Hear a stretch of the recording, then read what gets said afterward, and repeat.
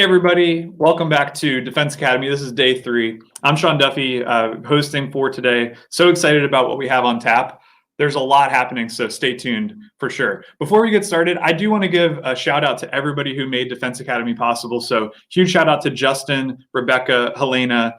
Really, they are the brains behind the operation, so huge shout out to them. Also Kevin Landtroop for getting all of these amazing speakers to come together, and also to all of our participants who are sharing with you guys some really valuable information that you really need to know. If you want to work in the defense community, this is the place to get all of that great information, make all of those awesome contacts. I hope that you have been checking out the networking. I know many of you have. Awesome, keep it up. This is the new normal, as we've all been saying. So finding ways to connect virtually is super, super important. And today is going to be an excellent, excellent opportunity for you to do that. We have so much happening. So AFWERX is going to be speaking. They're going to be sharing an overview of what they're up to and how you can get involved. Also, you're going to hear from the Army. You're going to hear from the Navy. We tried to get everybody else from the defense community, but we'll do that next time. And then after that, we're actually going to have a really cool reverse pitch opportunity. So you're going to get to hear from folks who are looking for the kinds of solutions that you all are building. So if you are in the innovation community building something that has any implications in the defense space, today is going to be your chance to meet those folks and really connect with them. So make sure that you take notes, make sure that you look at all of the contact information that they provide. And again, lots of opportunities to do networking. If you signed up for Epic Office Hours, you'll have the opportunity to go in and participate in Epic Office Hours. Another great chance to get one-on-one time with these folks. So lots happening. Really glad that you're here. And thank you so much for attending. Thanks for being here for the last these 3 days.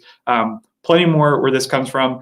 We have lots of other things on the calendar, so please keep an eye on dates. Fed Supernova is coming up in March. That's another really awesome opportunity to learn more about the government and defense space, as well as defense AMAs and the SBIR accelerator that we run here at Capital Factory. So lots of ways to get plugged in. Stay tuned. There's lots here for you. All right, so with that, we are going to go to Lieutenant Zoe Walters, who is a partner at AFVentures. And you're going to hear a lot about AFWERX and kind of what they're up to. So we'll turn it over to Lieutenant Zoe Walters. Hey, thanks so much for the introduction. My name is Lieutenant Zoe Walters, and I am part of the AFWERX team, specifically on the AFVentures side. I'm the CIBR Phase 1 PM for our open topic. I will kind of briefly touch on real quick AFWERX in general. We have 3 pipelines of programs. One of them is AFVentures, and then we also have Prime and Spark. Spark is basically curating problems at the airman level. So there's Spark cells at many bases throughout the United States.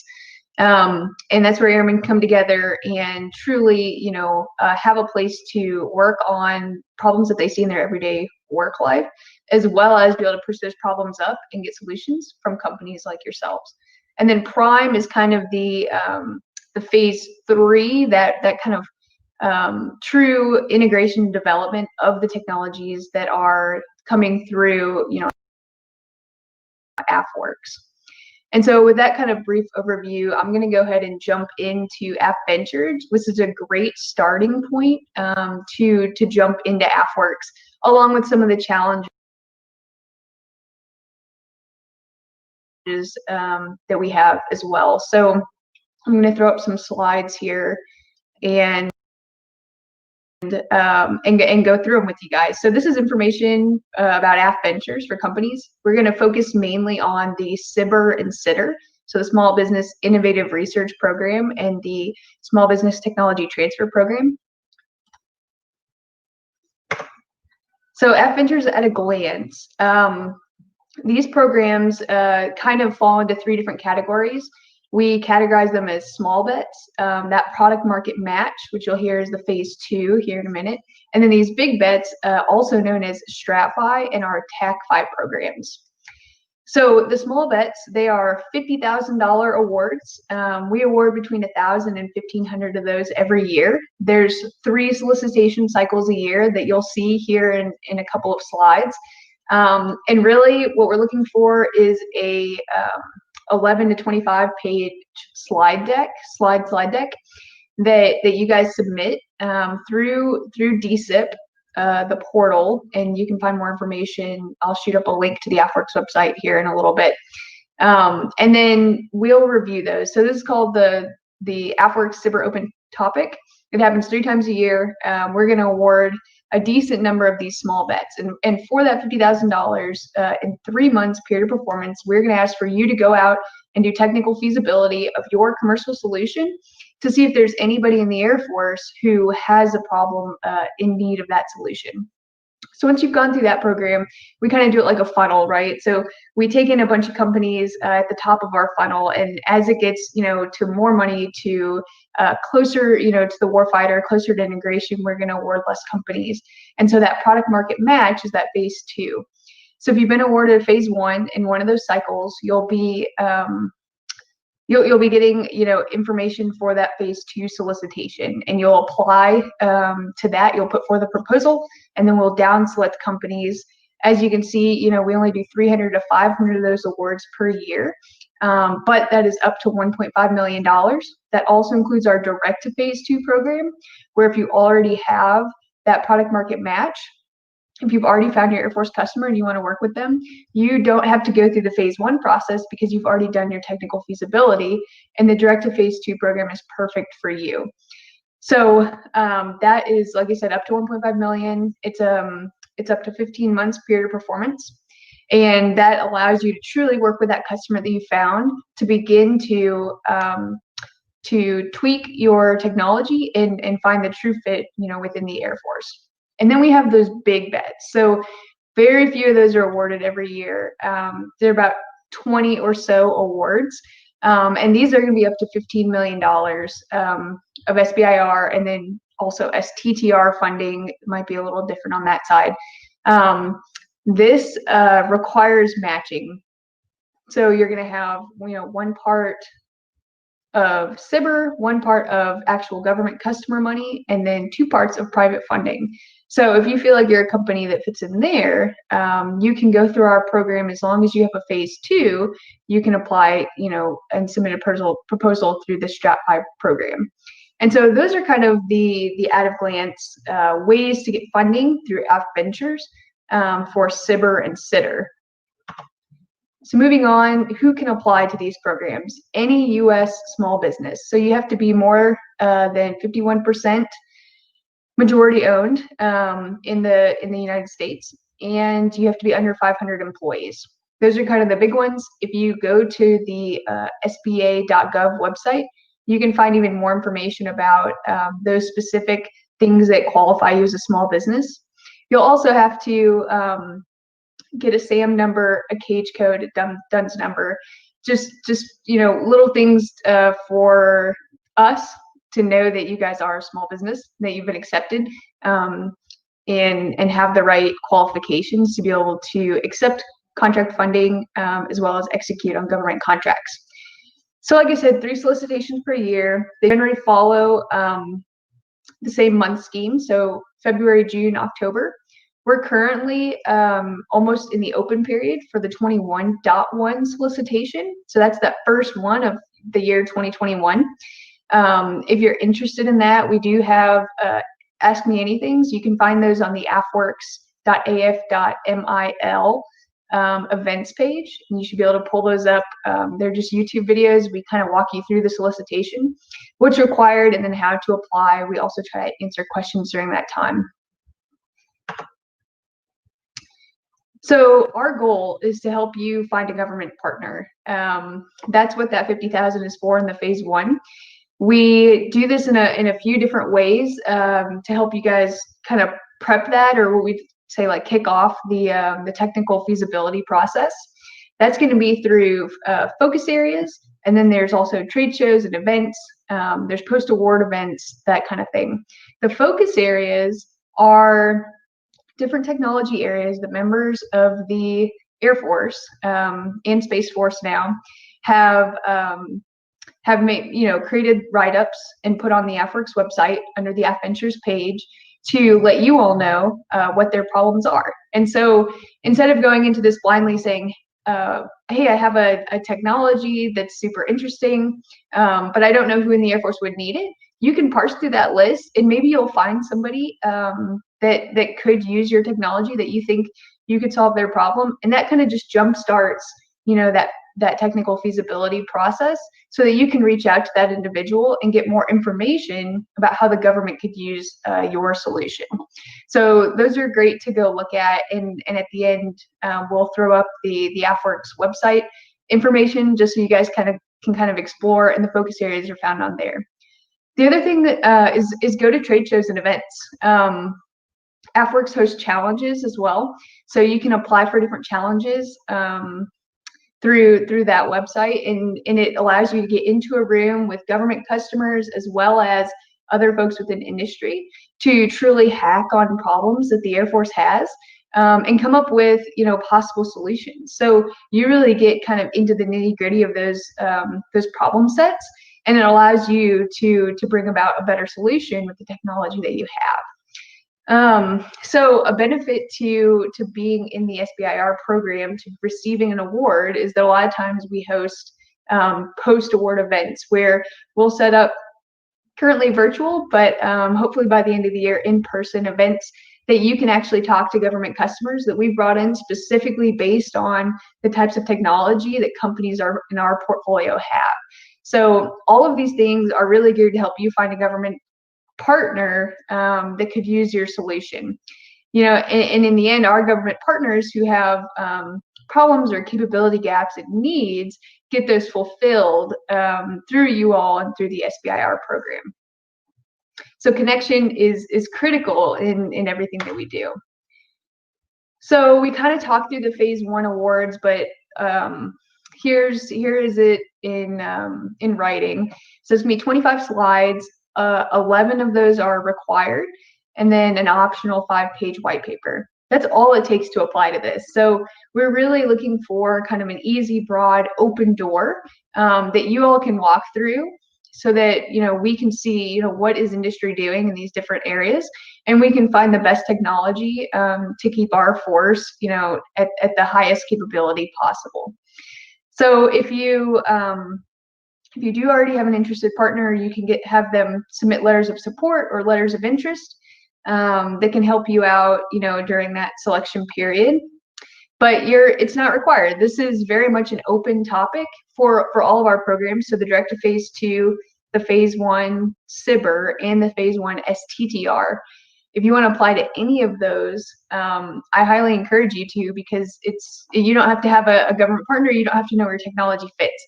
If you do, that's great, but this whole program is designed to take you from kind of the ground up of not knowing where your solution fits in, to finding that government partner and pushing forward. And best case scenario, you integrate into one of our programs of record, and you've helped us improve our capability.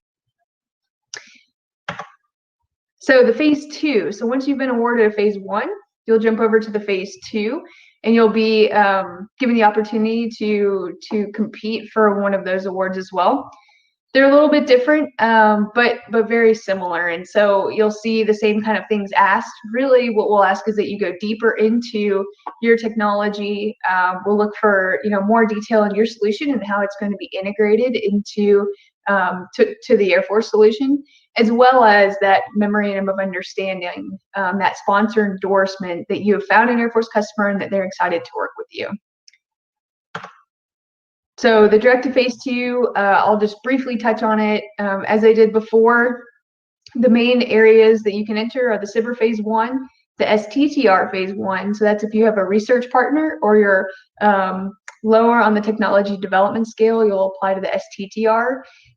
If you already have a product, a commercial product, and you know who you'll be working with in the Air Force, you can get that person to work with you to submit one of those sponsor endorsement letters, those MOUs, and you can apply for the Direct to Phase 2 without having to go through that technical feasibility of the Phase 1, because you already know who your partner is. So that's also a solicitation that's open right now. And then we kind of talked about Strat Fi. I'll just throw that back up there for you to look at real quick. It talks a little more about the matched funding. And then here's your AFWERX website. So additional resources, the AFWERX website is a great place to go and find all of these things. You can get information on the other programs that we didn't have time to touch on, so Spark and Agility Prime. as well as a couple of the other AFVentures programs that we're standing up besides the Sibber and Sitter program. And then if you need more information about the Sibber Sitter program, we have a button on there that you can go to that part of the page, and we have how to apply, just a lot of information to help you all through the process as we're trying to make this, as user friendly as possible in the government. So thanks so much, and then I'll turn it back to you. All right, awesome. Thank you so much, Zoe. That was great. Thank you for the overview. All right, with that, we are going to go to our overview of the Army. Gunnar Gillespie, who is an analyst for FedTech, is going to give us the rundown on that. So I will turn it over to Gunnar now.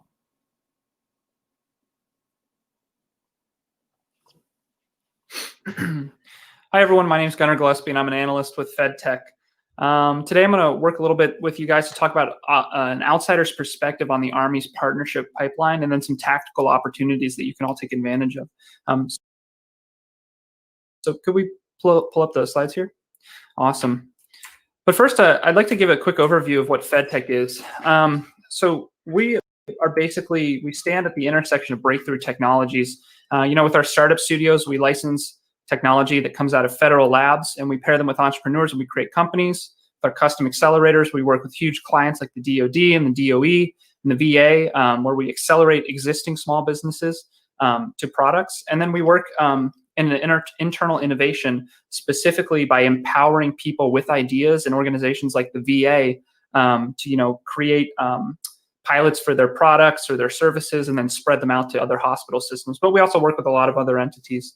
And because of this oversight that we have across startups and small businesses, we also have a corporate venture portfolio where huge commercial giants come to us and they say, hey, Gunnar, we want this really specific kind of thing to innovate our products. What's the most cutting edge thing? We go out, we find it for them, and then we translate that technology to them and talk about some of its potential. So now I'm going to talk a little bit about what my perspective is on this information. And it's very condensed, it's cut, and it's reframed from official Army publications. But the terminology is slightly different from what official policies state, just because it's not really super digestible to people that haven't existed in the Army space for a while. And secondly, this is FedTech's perspective. I've been working with the Army for about 8 months now, which totally pales into comparison to like a lot of the experts out there. But what I do bring and a knowledge from the biotech accelerator space is I've created frameworks for understanding these things, and I've been self-reflective about how I've learned about the process so that I can teach it to people a little bit better. And so it's basically how the Army can be valuable as a customer and a partner, and I'm going to translate that for you here. And so these are not the official views of the Army, these are official views of FedTech. But first, let's talk about some frameworks. These are the kind of high-level things you're going to have to understand to then understand what the tactical opportunities are. Next is, what does the Army really do? A lot of people have misconceptions around who the Army is as a customer. Next is, how can you partner with the Army? These are the tactical opportunities that are available to you all, from SBIR to OTAs to TSAs. I'm going to talk about a lot of different things. And then finally, I'm just going to finish with a discussion and some higher-level action items that you should be taking advantage of. But first, let's talk about a little bit about product development. And so product development is very different than technology development, because in product development, you start with ideas, you find customers and users, and you build a prototype. And then you begin the iteration process where you take that prototype and you go back to the board and you pivot off of those ideas and those metrics that you gathered. And then you go and sell again to the customer. And that's very different than technology development, because it's an iterative process. In technology development, there's basic research, which is publications that are done in high-level journals, and you have all this science and research that forms the foundation of what the technology can be. And then there's an engineering process where you're basically building up from those publications into something physical, a potential prototype. And then there's a manufacturing process. And the manufacturing is taking all those decisions you made in the engineering phase are going to affect how the technology is manufactured. And just the stage of research to engineering to manufacturing, for some technologies, can take decades and millions of dollars, and oftentimes does in complex systems. But what's important to remember here is it's different than a product, because you can't just, if you get from research to engineering to manufacturing, you're like, this doesn't really work, I'm going to go back to research. You just dunk like 10 years down the drains and millions of dollars. So it's not as iterative of a process that's looping back on itself. It's more of a slow forward pace. And then there's the deployment of those technologies. And then it goes back to deployment and any iterations that you can make after the fact. And so technology readiness level and business readiness level are two very different things, mostly because a business does not exist at the idea level, but a technology can't exist at the idea level because it has to. And so TRL kind of goes one to like 9 here, with 9 being a full-on thing that you could deploy into the Army. And in terms of business readiness level, it's something that's ready to go with a customer that's continually being iterated on. So iterations aren't made as much to those TRL 9 products. They generally get bumped back all the way to TRL 7, where they're at system level demonstrations, and then they're moving forward again. So it's kind of important to remember the differences there. And so now let's talk about a little bit about the Army as a customer. The Army is a multi-billion-dollar organization with millions of employees. And to manage this, they have a really, really long timeline of how they like to plan things out. 2028, when this thing was published back in 2018, they were making plans for 10 years down the road. Because if you think about it, like F-35, sustainment systems, weapon systems, all these robust platforms, they take a long time and millions of dollars to develop. And because technology takes that long, they need plans that take that long, so that you're not desynchronized with what's being developed. And so all of these are in conjunction with the multi-domain operations, which is the new kind of high-level initiative of the Army and the DoD as a whole. And it's to provide a robust, comprehensive way to improve the effectiveness of the warfighter. And so this is the Army's official organization chart. And you'll see here, this is like 90% acronyms. To be honest, completely non-digestible for the average person. I only know what a handful of these things mean here, and they're not really all that important to a small business. So we kind of make a FedTech version that simplifies things here. And so the thing relevant to you is that left side, product development. Everything else isn't as important. So the operations, for example, those are the people that are deploying to those specific countries to do stuff. The business functions, which are a little bit more relevant to you, are how the Army operates internally. That's kind of stuff that's going on in the Pentagon in terms of high-level strategy and security and auditing. But the product development is what's relevant to you. And so that's the big one, is the Army Futures Command. And they're the ones that are making the long-term decisions about modernization priorities and advanced product development. Then you have product planning, which happens under TRADOC, the forces development with those products, which is under FORCECOM, and then product fielding and support under the Army Material Command. So really AFC is the big bucket you should be thinking about. And so how does the Army approach technology development? If you're a small business that hasn't really thought about the DoD as a customer before, I like to look at the Pentagon here. As you can see, that is a giant building with a ton of people in it, but nobody in that building builds anything. They don't manufacture anything. All they do is buy stuff and figure out how to use it and where it goes, and they do the training around it. So the Army is basically one big organization of a ton of people with a lot of money that just buys things and coordinates the logistics around it. And so much like a publicly traded company, the Army has a 10K that they produced every single year that basically shows what they're spending their money on. So this is like the high-level Army budget. And it's a 235-year-old business. It very much is a business that's mission-driven. So it's important to remember that. They spend $60 billion on personnel. You don't need to worry about that bucket. Operations and maintenance, that's $40 billion. Later stage companies may have to worry about that. You guys won't. Procurement, $20 billion. Again, that's close. That's almost what you guys should be paying attention to, but those are really TRL 8, 9 products. RDT&E, $12 billion, stands for research, development, testing, and evaluation. That's what's really important. That $12 billion, that's what you guys can take advantage of. And so within RDT&E, there's these different kind of colors of money, as you can kind of say, of things that you spend money on. And the big one is discovery and research and development. Together there's like 8-ish billions of dollars that are between basic research and applied research and advanced systems and technology development. So that's how much money is involved in the Army that is available to early stage businesses, especially small businesses. And so what entities work on these research, development, testing, and evaluation problems? Big one, Army Research Lab, CCDC. It's basically civilian scientists that are working on fundamental research breakthroughs.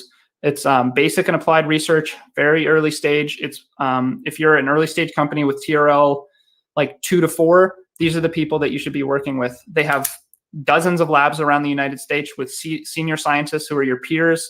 Go to armyopencampus.com, figure out what lab is most relevant to your specific technology, and go engage one of the scientists there.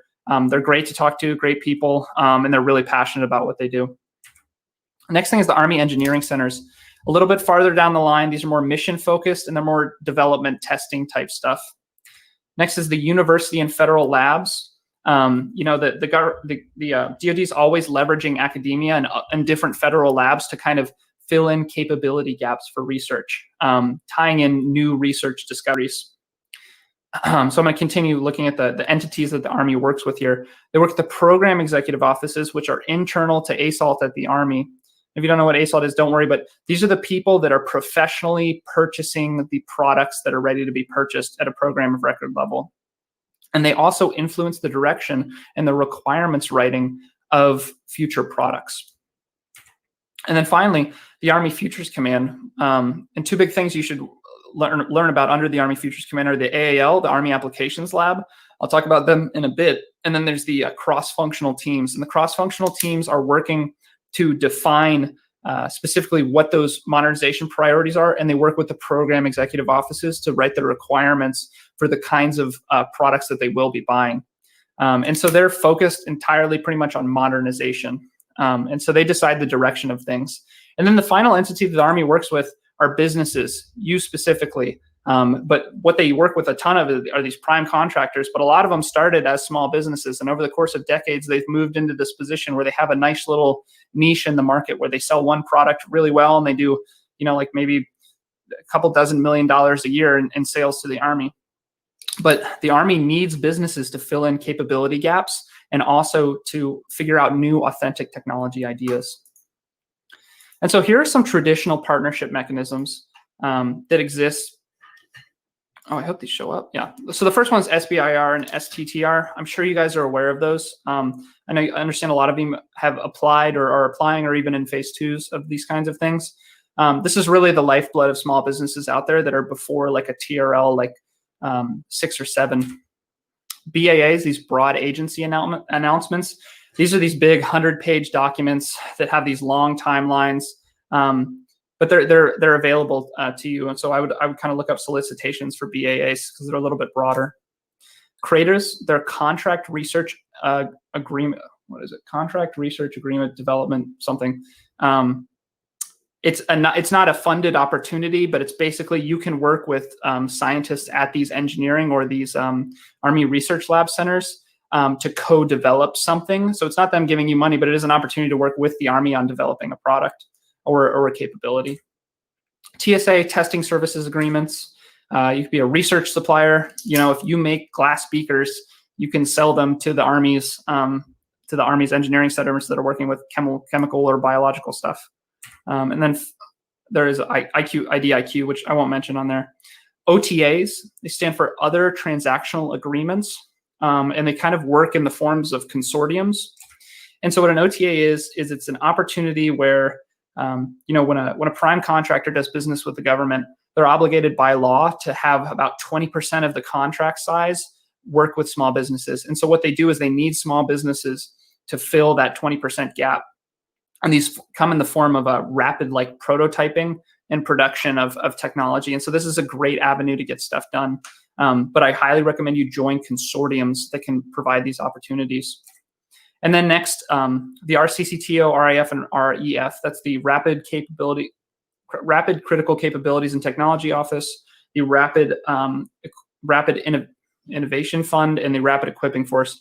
if you have some like crazy breakthrough technology that's like going to absolutely save lives today and it's like ready to go, these are the offices that you connect with, because they have those legal acquisition mechanisms that can get them into the hands of the warfighter the fastest. But it really has to be an insane capability to save lives. And then there's FAR. So this is a big scary one. This is a Federal Acquisition Regulation. I think that's what it stands for. It's what the prime contractors deal with when they're selling a tank to the military. It is big and scary, and they have teams of dozens of people to navigate these super complex legal documents and contracts and all kinds of things like that. So it is. If you get to that point, you've made it. It's great. You'll be a huge company, but you don't need to worry about that for now. Now let's talk about some novel mechanisms, and this is kind of the meat of what's going to be important to you guys. Big one, X-Tech Search. I'll elaborate more in a minute, but it's basically free, non-dilutive funding with an amazing opportunity.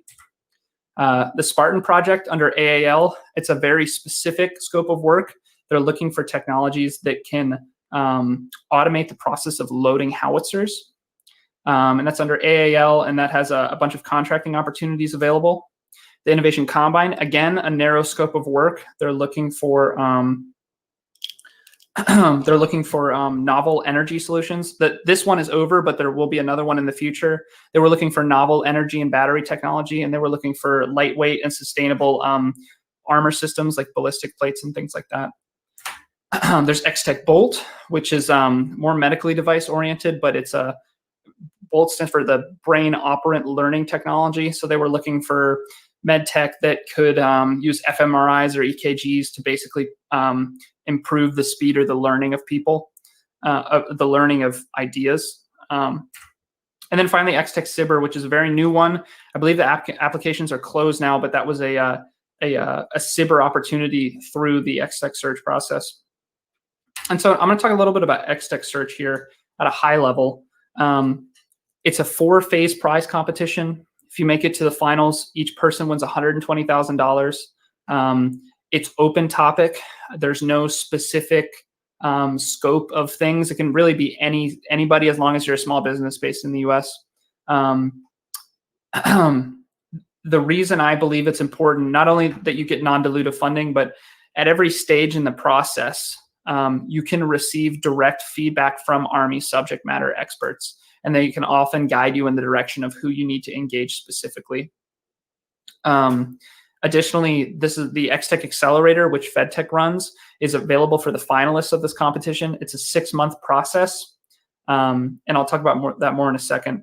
But one thing that makes X-Tech Search special is any small business can apply to it as long as you believe that your technology has the opportunity to revolutionize the Army. So it's open to a lot. And not only do they do the competition, but for the companies that get to the later stage, they kind of lower the barrier of entry to working with the Army, and they help you grow as a small business. And the X-Tech Search name kind of has a lot of weight to it at this point. So if you make it to the finals or the semifinals or the grand finalist, and you have X-Tech Search behind you, that's a lot of like clout, I guess you can pull with you. And then finally, cash is awarded very rapidly. It's all non-dilutive. You get it like that. You can buy a Ferrari with it if you wanted to. There's no obligation. And then we also, we put you in touch with Army stakeholders and people that can provide you immediate feedback on your tech. And so the core pillars of the accelerator, which is what we offer for the finalists of X-Tech Search, and really a very, very, very valuable part of the process. One, we demystify the Army for you. Webinars like these, except they can be more granular, more high level, more specific, whatever it is. We work independently with the companies to give them the knowledge that they need to engage the DoD as a customer. Next, we offer diverse mentorship. We get 3 people, 1 from Army, 1 from industry, and 1 wildcard mentor to work with companies to help them develop transition plans and develop technology. We offer venture building consulting and then strategic exposure, which are like immersion events where we'll pull in 10 VCs and 10 program executive offices and 10 industry partners. And then we have you guys pitch to them, and they give reverse pitches, and then we do set up one-on-ones. It's a great way to figure out who the stakeholders are in the space. And then community building. We do a lot of intra-cohort stuff because we believe the cohort model offers a lot of learning opportunities. And so some quantitative highlights from the previous XTech search process. This is XTech 3. These are just the winners of XTech 3. Across all the companies, they engaged hundreds of Army personnel. 75% of them say that the experience demystified the Army for them. 5.5 million in DoD contracts were awarded during the accelerator alone, with 13.6 million in potential follow-on funding. They were shared 50 unique funding opportunities. 97% of the mentors in the process said they wanted to work with us again and work with tech again. And there were 15 discussions with VCs and industrial-based leaders in the US. So we really can provide a lot of these companies great opportunities. And so for your own companies, I'm assuming you guys are a little bit earlier on the TRL stage and the BRL stage. So what you should be paying attention to is basically XTech search, broad agency announcements, CRADAs or TSAs, and then SIBRs, and then even STTRs and ARL sponsorships for the earlier of you guys. And so don't worry really much at all about the PEO acquisition. It's not as important. So big takeaways from this presentation. There's a thing called the book. It's produced by ASALT. ASALT is the one with a lot of the money. They do a lot of the RDT&E. They coordinate a lot of it. In that book, there are like tons of emails to all these specific program offices, and there's a lot more granular information about the opportunities I spoke about earlier in there. And it has more by the book definitions of the mechanisms that presented here, and where you can find more information on those. So if you see that little URL at the bottom, definitely check that out. I'll make sure that you guys get these slides. It's super important. For defense laboratories and centers, I would highly recommend that you go out, find this image or use this slide, find the specific research center in the DoD that works with your specific technology. Go talk to a senior scientist or really anybody there. They're basically your peers in terms of the expertise. They're really excited. They're always great people. They love talking about this stuff. And oftentimes those are the people that you're going to be doing CRADAs with or test TSAs or even SIBRs and STTRs. Like these people are very much involved in that space, and they can be very valuable. And then kind of the last bit here is if you have any questions. I've been working this space for a little while now. You can go ahead and email me, gunnar.gillespie@fedtech.io. We work very closely with the Army Futures Command and the Army in general to kind of do higher level strategic direction of these different programs. And we work with a lot of the different entities on different things that they're doing. So you'll probably hear of us in the future. So I want to say thank you everyone for listening today, and have a good one. Great. Thank you so much, Gunnar. Really appreciate that overview. All right. Up next, we have Mark Cervantes, who is the Senior Project Manager for US SOCOM, Special Operations Command, and he is going to give us an overview of SOCOM and what they are all about. Hey everyone, my name is Marcos Cervantes. I am a current practitioner of the defense acquisition environment. It is my honor and distinct privilege to be here with you guys today. This is a tough journey that you guys are going down, and I am extremely honored to be amongst, the courageous few that have really raised their hand and said, hey, I want to learn more about how can I solve problems?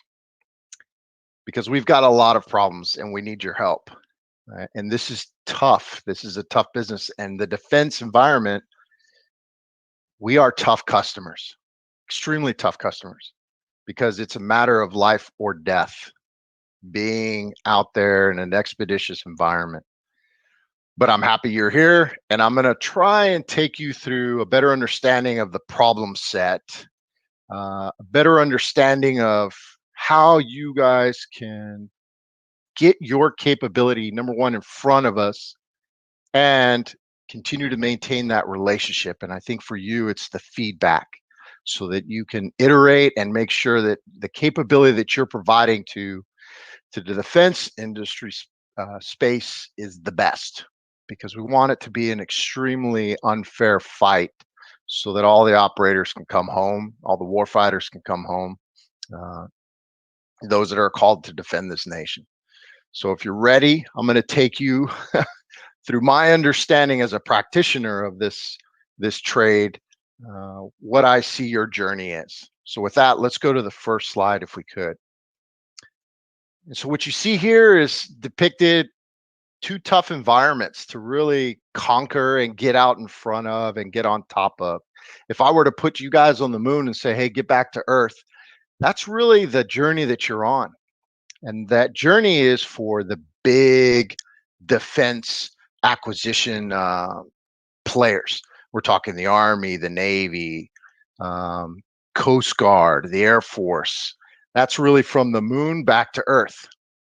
The community that I work for and represent, really, if you look at Mount Everest, it's like saying, hey, you're going to climb Mount Everest.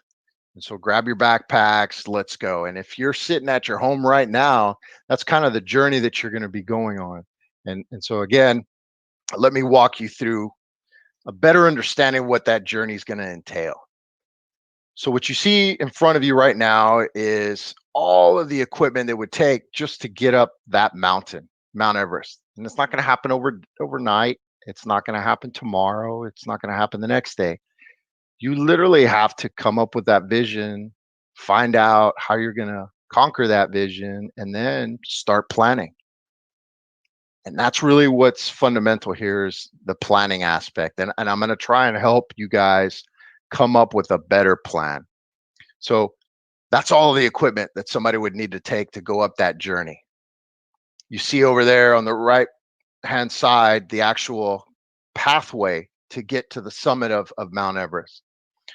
One of the key takeaways that I want you to take away from this slide is it's a team effort, right? It's a team effort, and you need to find those experts that not can just tell you, hey, that is where the advanced base camp is at, or this is another path you need to go on. You need to find a Sherpa, somebody that can read the clouds and take you through that journey. And I think you guys are, taking that step to find that Sherpa. You're definitely in the right space in this academy. Okay, if we can go to the next slide. So the customers that I represent are extremely tough. And I think this is a good illustration to show you how they view certain capabilities, and you may come to them with the greatest widget in the world, right? But they have a current fight right in front of them. And the demand for them to focus on the current fight is tough, because not only are you asking them to, fight the current fight, but you're asking them to start thinking about the future fight and what capabilities we will need for the future fight. And so that's kind of the balance of the defense space. And the customers that I represent are that unique crowd, right? Those special practitioners of the maritime environment, the air environment, or the ground environment. And they come from the Army, the Navy. So if you think of it as a feeder, we have asked those select few to now come and look at different mission sets, right? And in this multi-domain space, you've probably heard that all over the news media outlets. It really is a multi-dimensional problem that we have to encounter continuously. And so we want to make sure we have the best capability going forward. So if there's nothing that you hear from me today, you see that hyperlink, go to that hyperlink, maintain that hyperlink, and you bookmark that hyperlink, and you will see and learn and continually learn about what problems we face. If you face problems at home, likely that's a pretty indication of what problem sets we're going to have to fight through abroad. So at the top of this chart, again, I mentioned that we are a part of the defense space. We have the Department of the Navy, our Army, Coast Guard, and Air Force. And then those select few are then trained and put in a special operations community. And that's depicted on the left-hand side of the chart. You have the Army, the the Army Special Operations Command, you have the Naval Special Operations Command, the Air Force, Marine Corps, and then we take even a unique crowd from from those special environments, and we say, hey, we even have a harder mission set for you, a tougher mission set. We put them in the Joint Special Operations Command. But if you understand that this is a tough problem, and you're asking men and women to go fight and encounter tough challenges, the command has a set of guiding principles. Things that we call soft truths. And the first one is that humans are our most important. Humans are more important than hardware. Okay, and that is fundamental to what we have to continually look at. Is that despite the product or the software, it's got to inform a decision, a human decision, and that decision we want to be able to make faster than our adversaries. And then there's a slew of several other guiding principles, and I ask you to go to the U.S. Special Operations website to understand what those are. And if you keep those guiding principles close to you as you start to interact with the SOF community, Special Operations Force community, developing these capabilities, you'll be just fine. So go to this website, and it has a variety of things there. It's got our problems, our current problems. It's got our narratives there to better understand really where we are going with the future. How do we see the domain in which we will operate, presenting a lot of those challenges. And there's great opportunities that are listed. I know Gunnar has listed CIBERS. And so what I don't want to do is throw a bunch of acronyms at you. Take this, go to the website, and start to study. Start to get prepared for that journey up the summit, because it's going to be tough. And like I was telling you before, the customers, the war fighters that I support are extremely tough customers. But they will give you feedback all day long, because they know that you, the innovators, you, the entrepreneurs, you, the guys that are and the gals that are willing to take those tough challenges and really come up with solutions for them, they want to give you feedback because they want to see what you can come back with, and they want to take that capability to defend their lives. Okay, so I've said all of that. I've kind of given you guys a depiction of the journey ahead. I've given you a resource from which you can go and really plan out and map out your strategy and approach to go up that summit. But I want to give you a Sherpa's view of the world. How do I, as a practitioner of this trade, defense acquisition, procurement, view the world? It's irrelevant of the capability. It's really, for me, what problem am I trying to address, and how am I going to go up that mountain? And so these are the trails. And this is a good map, if you will, and there's the website that you guys can kind of better understand how and you would go about this. But this is really my start point. As a manager of developing products, I say, okay, what is the need? And what is the time horizon from which to get that need into an operator's hand? You see depicted at the top, there's urgent, right? That is less than 2 years. What can I get, and how can I grab something and begin to iterate, to develop, to understand? There are multiple pathways, not only for physical hardware solutions, but for software solutions too, because those move in a faster timeline, and they need to be relevant and real.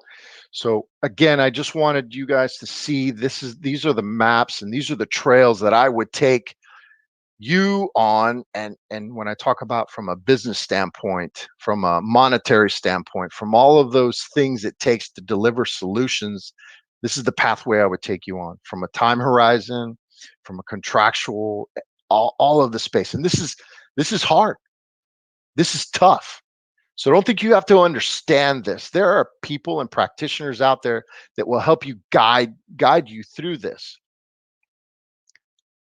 And more importantly, the users will tell you when they need it and how fast they need it. And if they don't need it right away, they want to get the best capability out there. So what you need to really understand is, how can you develop a feedback mechanism? How can you get your solutions, your minimal viable product, in front of the end user, so that then you can begin to iterate, so that you then can better understand those investments that you will need to ensure that it comes down to scale, right? How can you scale this product out in a faster way to the end user, to where it's really going to be important and relevant? And relevancy is a matter of perspective. You have to understand that the environment is not static. Once you set upon this journey, there may be a cloud that comes in that could create a storm, that could create a challenge. And so those challenges are always continually going to be there. If not from the user community, they will press upon you their challenges based upon their experience, years and years of experience. Or it may come from some other environment, financially, economically. But here's one of the most important things that I've heard continually, in my many years in this service, is that the enemy always gets a vote. So if you think you're setting upon a path that you're going to remain on, you need to think again. You need to be able to pivot in order to provide the maximum capability, to where it's really mutually beneficial, and namely for our operators and for you, as you said, on this journey. So those are the pathways. Now, let me just tell you how I view the world. As a manager of these development of these efforts, fiscal year matters to me, because that tells me when I'm going to be able to take your product and get it to the end, get to the delivery of that product. And by what means fiscally do I have at my disposal to be able to provide the best product for my end user? There's research and development dollars, there's procurement dollars, there's operational maintenance dollars. And I know in previous web sessions, they've done a very good job of articulating to you the definitions of each one of those pots of money, if you will. But as a program manager, I will use the resources at my disposal to ensure I get you up the summit, get that capability up the summit. But here's what I'll tell you, and this is the challenge that you face, is that if today it's an Apple device, I may pivot to an Android device if that's going to deliver capability. But I won't do it with a snap of a finger. What I want to be able to do is maintain that capability to where it is the best. Contractually, we will set conditions for that relationship. Monetarily, we will set conditions for that relationship. And so what you won't find is a revolving door of me finding the best product going out there. When we make a commitment, we usually stick to that commitment. When I say usually, because the enemy, again, has a vote. The enemy has a vote. And so I want to take you, I want the best capability to go forward.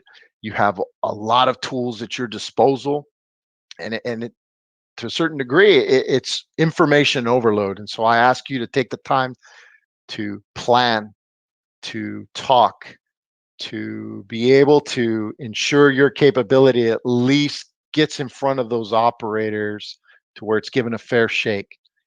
And at the end of the day, you'll get feedback from them. So you're in the right space, you're in the right environment.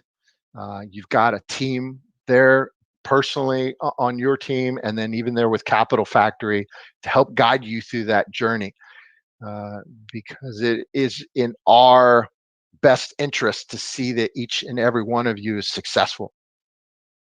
Each and every one of you has a part in ensuring that the capability that is delivered is the best, and that it ensures that your friends, your family, if you know somebody that's in public service, has the best tools at their disposal to come home. So I didn't want to provide you guys a lot of charts. I wanted to be able to show you that, hey, look, this is a complicated space you're embarking upon. There are multiple players in this space.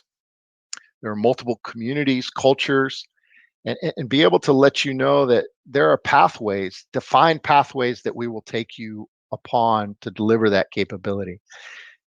And continue to ask questions, many questions, because people rotate in and out. And at the end of the day, this is a human business we're in, and we want to be able to defend those humans. So I am at your disposal. I know you're watching this webinar. Feel free to reach out to me through your Capital Factory teammates, because I want to be able to ensure that the best capability is delivered and to the customers that I currently support, and that is the soft operator. So I appreciate your time. Good luck. Thank you.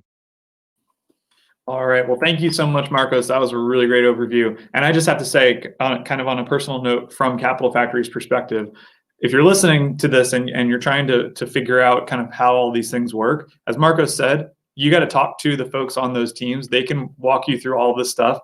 So consider Marcos to be a really good contact to reach out to. I know from my personal experience, literally all it takes is an email to just get somebody, to get their foot in the door. And regularly we've had folks come to us and they go down to AFWERX and they talk to, the AFWERX team there. And, before they know it, they've got an SBIR phase 1, on the books. So really, really glad to have partners like Marcos and SOCOM and others to really help our entrepreneurs find the right contacts within the DoD.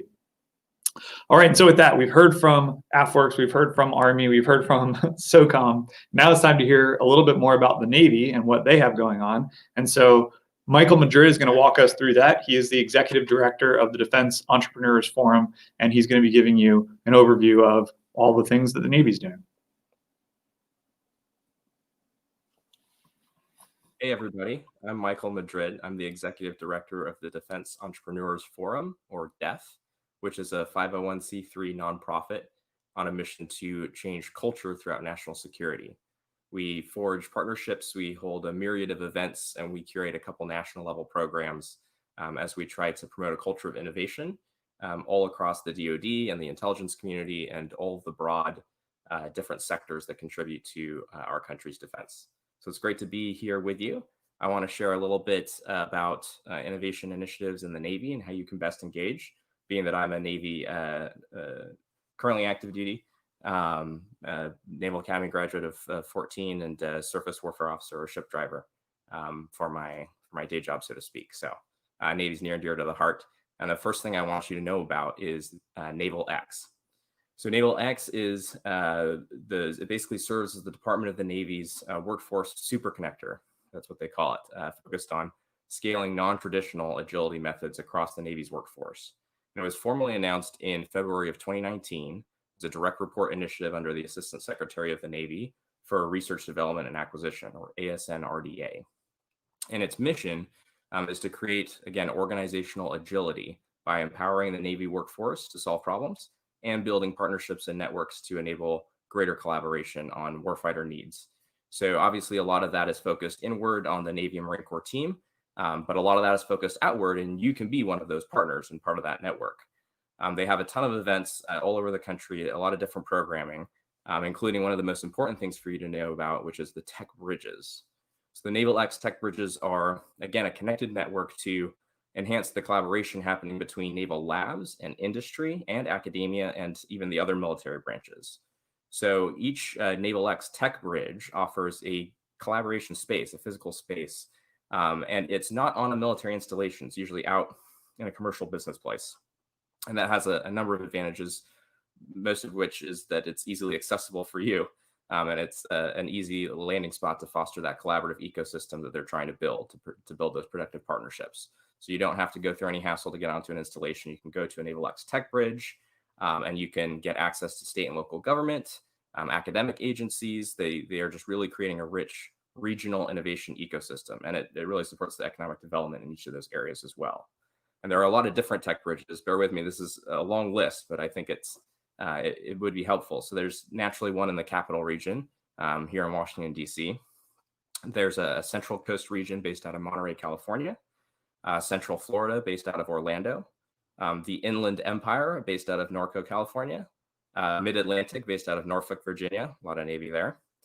There's a Midwest region based out of Crane, Indiana, Northeast out of Newport, Rhode Island, Northwest out of Keyport, Washington, the Palmetto region based out of Charleston, South Carolina, SoCal, Southern California out of San Diego, Southern Maryland out of Patuxent River, and Ventura out of Ventura, California. So if any of those are close to you, I encourage connecting with the AFWERX tech bridges. And you can reach out to AFWERX at agility@navy.mil. That's their email address. A lot of really fantastic folks, and everything that ASNRDA has been doing. He's a big champion of DEF as well. We love everything going on over at AFWERX. Another organization you've probably heard of is the Office of Naval Research, or ONR. That's an executive branch agency within the DoD, and they report to the Secretary of the Navy as well. And they oversee a portfolio of investments ranging from immediate quick turnaround technologies to long-term basic research. And about 90% of the portfolio is mid and long-term research, but they do allow certainly for responsive kind of limited near-term tech insertions. And that's both for the Navy and the Marine Corps, just like AFWERX. They provide resources for the public sector, for commercial contractors, nonprofit organizations, colleges and universities to obtain research funding. And there's a variety of different funding opportunities. You can respond to an open solicitation on a specific topic, or you can submit an unsolicited proposal if you already have your idea, your technology, and you want to approach ONR with it. They have specifically an Office of Small Business Programs, which is, just like it sounds, small business advocacy and advisory office. And they help small businesses participate as prime contractors or as subcontractors, so definitely utilize them as a resource. That's the Office of Small Business Programs. And they also have a Department of the Navy Rapid Innovation Fund, RIF, for small businesses with mature technologies that are already at a technology readiness level of at least 5 or 6, and they help resolve naval challenges. So that's ONR, Office of Naval Research. And then finally, you're hearing SBIR and STTR ad nauseum, I'm sure. That's the Small Business Innovation Research and Small Business Technology Transfer. And the Navy has both of those programs, obviously, as a component of the overall DoD SBIR STTR program. And naturally, the Navy's program is targeted at addressing the needs and areas of interest of the Navy and its system commands, or SysComs. So on a schedule coordinated by the Department of Defense as a whole, the Navy issues broad agency announcements, formerly called solicitations, usually 3 per year. And those contain a series of technical topics that describe the areas of interest of the Navy and its SysComs. And small businesses are invited to submit proposals targeted at one or more of those technical topics listed in the announcement. And the SDTR program works very similarly in the same manner, only 2 announcements per year, though. Those are primarily mission-oriented. It's offering small businesses an opportunity to become part of the technology base that's feeding all of these needs for the warfighter, but also with a focus on things that work for the private sector as well, dual use. And phase 2, each of these programs have 3 phases. Phase 2 specifically does address the emphasis on the small businesses need to be able to market to the private sector as well. And that's a 3-phase program. Each of them are competitive phases. And you can find out more about that at navysbir.com. So this is just a handful of resources. There are obviously a ton of things moving and shaking at any given time. Again, I really recommend AFWERX and the tech bridges that are growing like crazy. And you can always join DEF, the Defense Entrepreneurs Forum, for free, and become part of our growing community that's all over the place and dedicated in all sorts of ways to culture change. Thanks very much. All right, awesome. Thank you so much, Michael. Well, this has been great. Thank you so much for all of our presenters for the overviews of their individual organizations that they represent. Hopefully you've been taking notes, you're reaching out to those folks. Now we're going to transition to a little bit different kind of a program than we normally do. If you've been around Capital Factory long enough, you've probably actually had people pitching you in the elevators. Again, that's the before times, but now we're going to be doing a reverse pitch where you're going to hear from folks from Baker Botts, Microsoft, IBM, and BAE Systems. They're each going to have 5 minutes to share the big challenge that they are working on internally and how your solution, your startup, can be a solution for them. So Take notes. Again, it's going to be fast and furious. They're going to have 5 minutes to go through each of their presentations, and I will be cutting back in here to introduce each of them. To start, we have Michael Tarosian and Brendan Dignan from BakerBots sharing with you their big challenge and how you can be a part of the solution. Good afternoon. Thanks for joining us. In a more perfect time, we would be visiting you live in Austin, and we look forward to flying down post-COVID again to do that.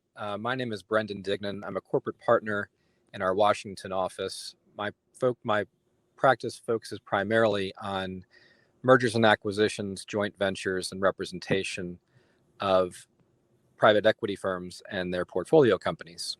In addition to that, I am a U.S. Army veteran and chair BakerBots' Veterans Affinity Group.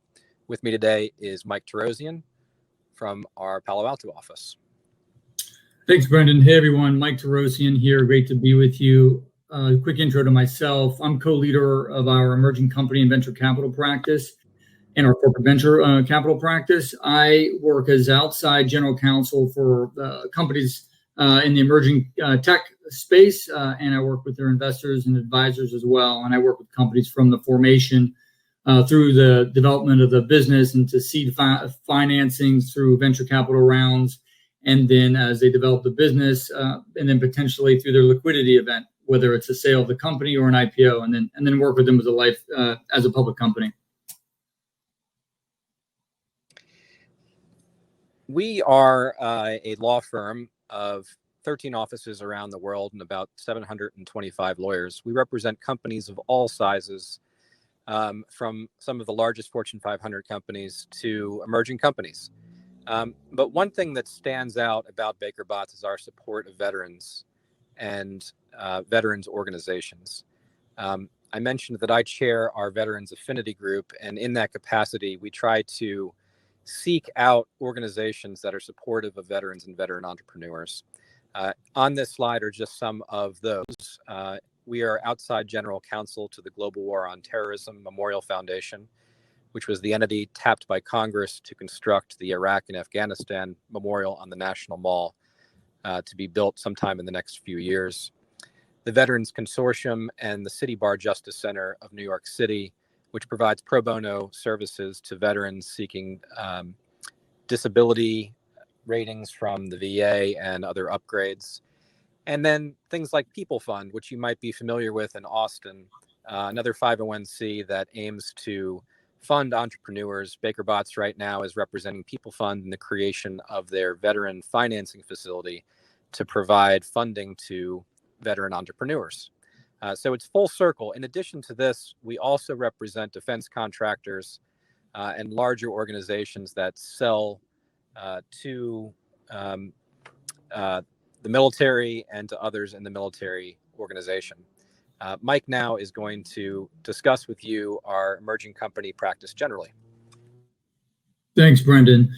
So we're outside counsel and advisors to emerging technology companies and their advisors, investors, and business partners. And we start very early with companies. We start at the very beginning of companies. And we look at the business plan and talk about the business and what's the vision, the strategy, how are we going to get there, and then we work with the company to develop what are the next steps that the company needs to hit for it to be successful in its plan and strategy, and how can BakerBots help get you to that next step successfully as part of the larger vision.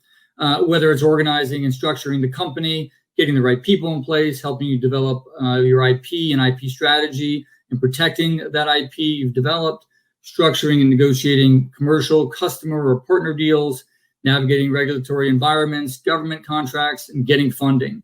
And we really look at it, starting in early, starting lean, and really growing with the company as it grows, and helping you get to that next step, where you're then accelerating the growth of the business, where you need a lot of help from a full service firm, and where we add the most value, where you're really accelerating the growth of the business and need more complex guidance in legal and advisory matters. And I think we are also going to talk a little bit about a number of companies that we work with that look to do SBIR grants. And we certainly represented companies in applying for SBIR grants.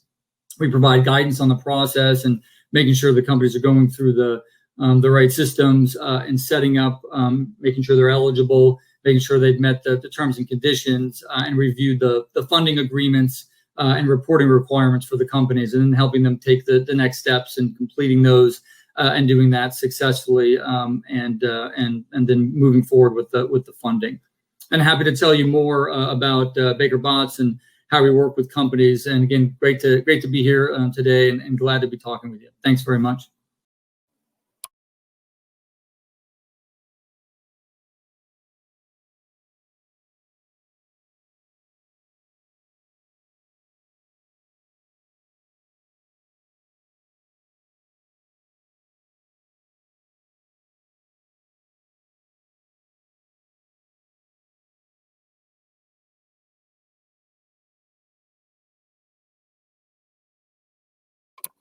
Oh man, sorry, I was muted that whole time. Huge thank you to Baker Botts.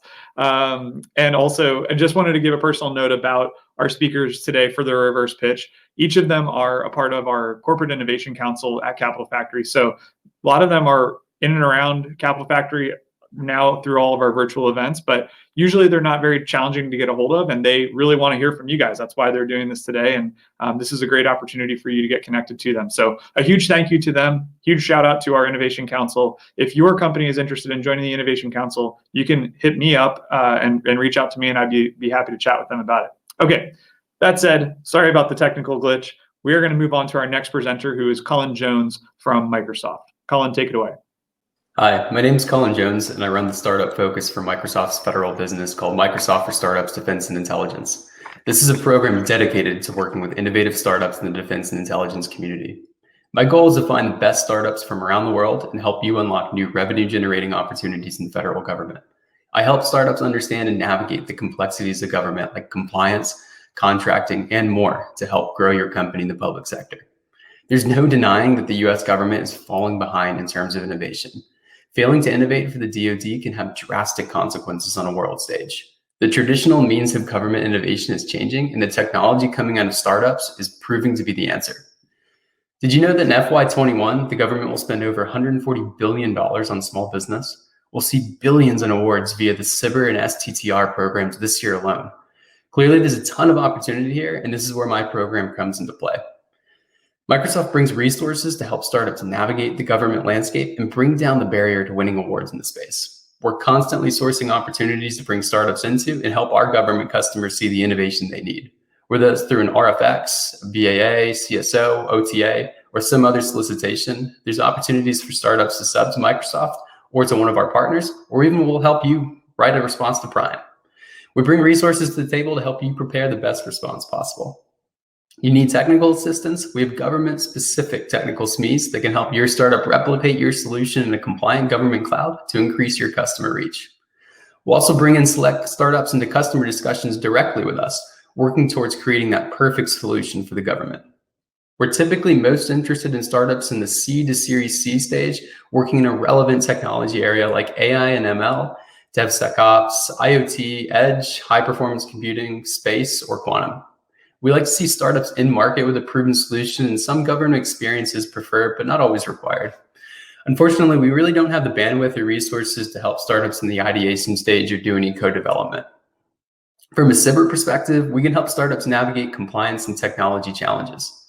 Again, we'll bring resources to help you deploy in a cloud suited for government use and evolve your solution for the environments government needs. We even start bringing you into more opportunities so your startup can achieve that CIBR phase 3 with unlimited value. There's a lot of different ways that Microsoft works with startups, and I'm excited to connect with many of you to learn more about your company, your technology, and discuss how Microsoft can partner with you. Make sure to connect with me on LinkedIn to stay in touch and learn more, and hopefully can meet you soon. Thanks. All right, well, I'm definitely unmuted right now, and thank you to Colin for his presentation. And as he said, definitely reach out to Colin. He's great to talk with and has lots of really cool areas of focus for Microsoft that I'm sure he would love to chat with you about. All right, with that, up next, we have David Dimston from IBM to share with you what their big challenges are and how you can be a part of the solution. Hello, I am David Dimston, and I'm excited to speak with you about Startup with IBM and what we have to offer startups and early stage ventures that I think will change your perception of IBM. The two primary areas we are focused on growing is hybrid cloud and AI, but I would be remiss if I did not include quantum computing as well. Startup with IBM is an on-ramp to start your partner journey with IBM, and we believe we have an unrivaled combination of assets and qualities that, leveraging our technology, can help you launch your most innovative offerings into the market. This strategy is based on three simple stages: build, scale, and win. Leveraging our technologies, including Red Hat OpenShift, Watson AI, and then joining our ecosystem of partners and clients with fast lane pathways to IBM's industry clouds, marketplaces, and partner world. Build, scale, and win is based on conversations we have had with startups like yourselves in order to provide you with things we can do best.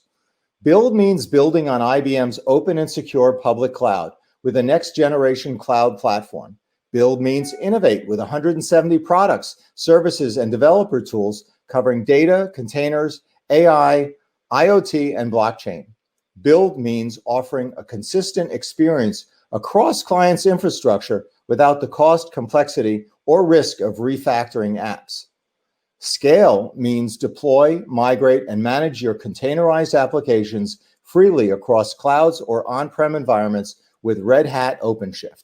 List your solutions on Red Hat Marketplace to get in front of 1,700 enterprises using OpenShift with fast-track certifications. And lastly, showcase your solutions to some 25 million potential customers worldwide via Partner World.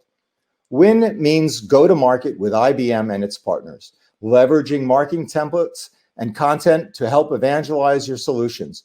Win by joining IBM's ecosystem of industry clouds to unlock client opportunities within regulated industries with sensitive data, compliance requirements, and complex and dynamic workloads. We're offering Startup to IBM to the following candidates. 1, you're less than 5 years old. 2, you're generating less than 1 million in revenue for the year prior to applying. 3, you're not a current or former paying customer or credit recipient of IBM Cloud Services. And here are the benefits we're offering. Free cloud usage of up to $10,000 a month for 12 months, applicable for any IBM service in the IBM Cloud Catalog, including Red Hat OpenShift. Technical support that includes one-on-one support from developer advocates and technical architects, access to developer workshops, self-paced learning paths, and quick start templates, and 24/7 technical billing and subscription support. You'll receive support through our global developer advocacy teams and accelerators for incubation resources. You'll have opportunities to have your company and testimonial on IBM's global website and joint PR opportunities. And lastly, connections through introductions to AFVentures, peer participants, and commercial partners. I'd like to wrap up by saying what makes IBM different. 3 things come to mind. First is our global reach. We do business around the globe, and our sales, marketing, support system, and our partners reflect that reach and scale, that ability to execute sales and support. Second, our history of deep, lasting, and trusted relationships with clients in all industries and government. Third is our deep technical resources and scale, our ability to support your development and testing to ensure you can deliver to your customers the highest levels of excellence. With IBM, think bigger. If you're interested or have any questions, please contact Capital Factory and the IBM team of Mary Gwynn, Courtney Real, or myself, David Dimston. Thank you. All right. Thank you so much, David. And as David mentioned, feel free to reach out to our team. I know there are folks from our side who are hanging out in the chat and would love to hear from you and would love to get you connected to IBM and others. And on a personal note, I just realized if you guys have a solution in hardware that allows a camera to be placed in the middle of a screen, that would be a winner in my book. So that's my own personal reverse pitch for you guys. And if you have any connections there, again, drop those in the chat. All right. Next, we have from BAE Systems, our final presenter for the reverse pitch, Gil Gonzalez. Following this, by the way, we are going to be doing Epic Office Hours and networking. So if you signed up for Epic Office Hours, that's going to take place in SOCOM. I'll give you more details on that in a minute. If you didn't, that's okay. You can join the networking segment and hop in, and we'll be getting to that just after Gil's presentation.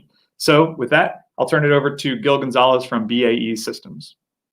Hi, everybody. I want to thank you for having me. I am Gil Gonzalez from BAE Systems, part of the tech scouting group here. I'm here to talk to you about working with BAE Systems in the ecosystem here through the Capital Factory. So first, what I want to point out is that you can find information about what we're doing and what we're interested in tech scouting by doing a search on tech scouting and BAE. You'll find our external tech scouting website. You can go through there and you'll find a bit of information. Some of what you will find is some of the technology areas that we are interested in, such as autonomous systems, artificial intelligence, machine learning, cyber for defense system applications, advanced electronics, and multimodal sensors. We're also open to more mature technologies in relation to advanced manufacturing and packaging. So if you have any, if you have a technology that could help us in those areas, please feel free to reach us and engage with us. So the way we work with companies is we are very much concerned not about just the technology, but also about the business. We care about the success of the business because as we are interested in the technology, we want to make sure that that business, your business, can survive and become a supplier for us. We're very much concerned about risks, the risks to BAE. Therefore, the success of your business helps to de-risk the leverage of the technology that you can offer us in our systems. Furthermore, when we take an interest in your technology, we engage with internal leaders to introduce that technology that you have so that we can look at how we roadmap your technology into the programs that we are pursuing. And like I said before, we want to make supplier partnerships with you. So keep that in mind as you're engaging with us. And when it comes to SBIRs, there are a couple of ways that we work with you. The first way, which is at the very early stages, if we are aware of a particular topic of an SBIR, we may point that out to you and let you know so that you can apply to that and gain some initial funding to develop your technology a little bit further. And as part of that, because we have at least an interest in what you're doing, we may be able to offer a general letter of support that can help to bolster your position and possibly help you to win the award. In other cases, we may partner with you to propose on an SBIR. And in that case, we work on the proposal with you. And that's typically for those technologies where we find an interest, a deep interest in, and want to roadmap those technologies into our programs. So if you have technology in some of those areas that I mentioned, or in areas that you see on our website, or in areas that you see in our product line portfolio that you can see on the BAE Systems website, please feel free to contact us. And you can also reach us by connecting with your Capital Factory points of contact. Okay, thank you. All right, thank you so much, Gil Gonzalez, BAE Systems, and to all of our other presenters today. Really, really appreciate you sharing with our community what big challenges you're working on and how they can get connected to you. That's really what Capital Factory is all about, is building these intentional collisions. So to all of our participants, we really appreciate you taking the time out of your schedules to be a part of this. We hope you got a ton of really great information out of it. we're not done yet. We still have a really awesome set of programs for you. So if you did sign up for Epic Office Hours, now is the time to head over to SOCOM and get oriented there. We've got meetings that are going to be starting here in just a few minutes. And then if you haven't registered for Epic Office Hours, that's okay. You can jump into the networking segment that's in Hopin. So just click on that link. You'll get matched up with somebody and you'll have the opportunity to network and connect. All right, that's all we have for you for the 3 days of programming for Defense Academy. Thanks again for attending, and we'll see you over in Epic Office Hours or networking. Thanks.